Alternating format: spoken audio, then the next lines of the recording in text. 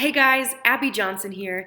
Today's reading comes from Mark chapter 5. And I don't know about you, but for me, Mark's gospel feels like I'm reading an action-packed thriller. It's like it's rapid firing from one miracle to the next. And of course, today's reading is no exception. In the first part of Mark 5, we see Jesus and his disciples sail to the eastern shore of the lake to the predominantly Gentile territory of the Decapolis.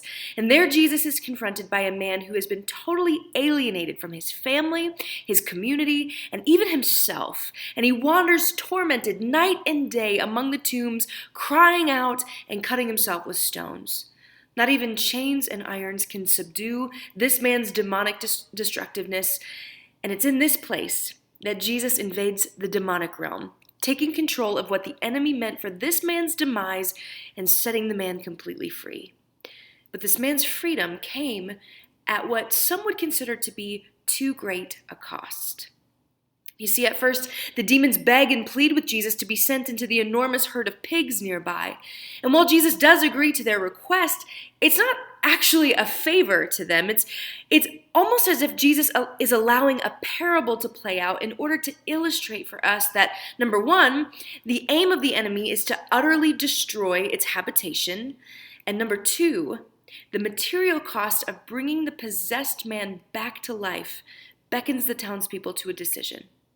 Will they celebrate the man's healing in spite of the cost of 2,000 pigs, or will they resent Jesus' expensive exorcism and reject him for economic reasons? Now, economically speaking, the loss of the livestock would be devastating for both the herdsmen and the townspeople alike.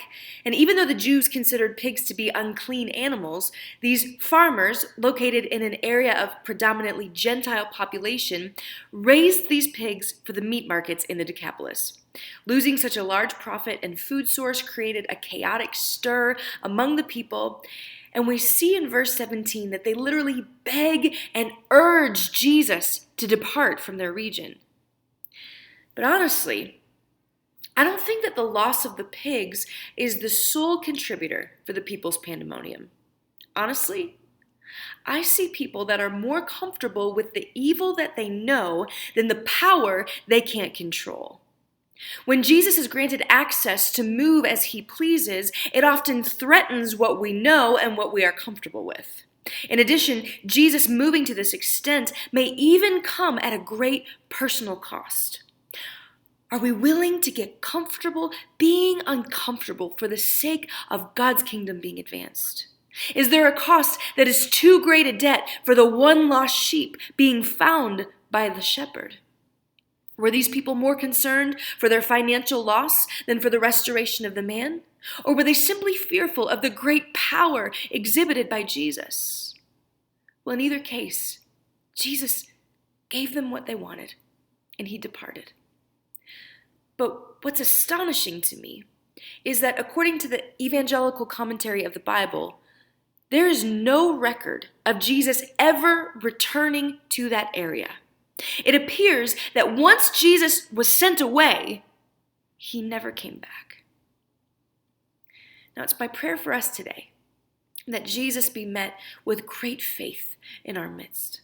God's ways are not our ways, and his thoughts are not our thoughts. And can we learn to embrace what may feel mysterious and unknown as we learn to let God's ways and thoughts become our own?